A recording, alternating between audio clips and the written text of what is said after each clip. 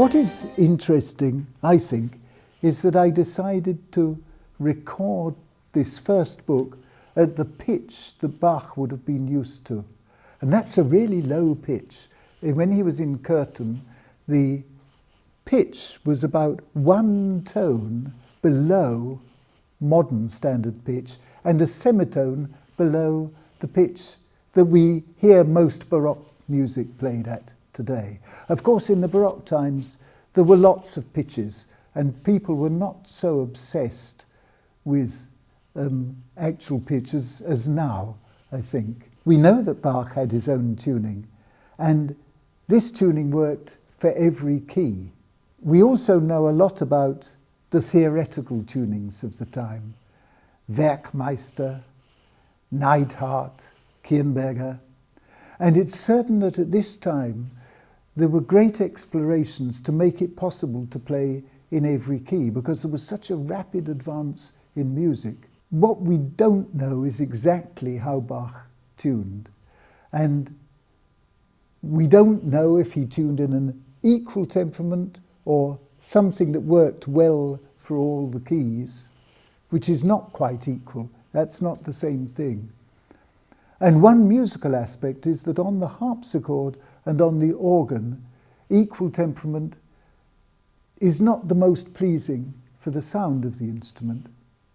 But it seems to me clear that Bach used not a very extreme temperament.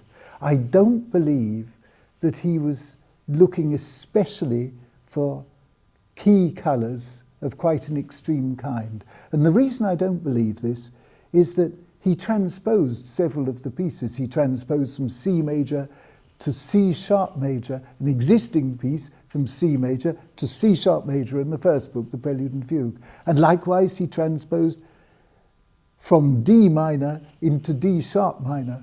That's very funny. He had to leave the top note in the piece out completely because it didn't exist on his keyboard. And he simply left the note out. It's a wonderful piece of writing.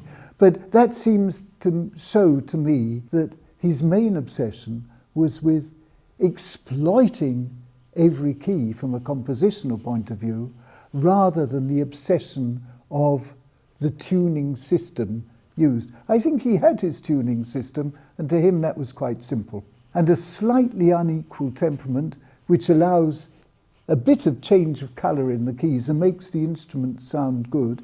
It's not one of those recorded by Neidhardt, who's the most informative of those German theorists. And all we can do is speculate on what Bach might have used. And of course it does raise the question, he probably never expected the 24 preludes and fugues to be played at the same time. So one could argue that you might use different tunings for different pieces. But I actually chose to use one tuning which allows all the pieces to be played. We know that Bach did this with organs. He tuned organs so that he could play in all keys. It's the same principle.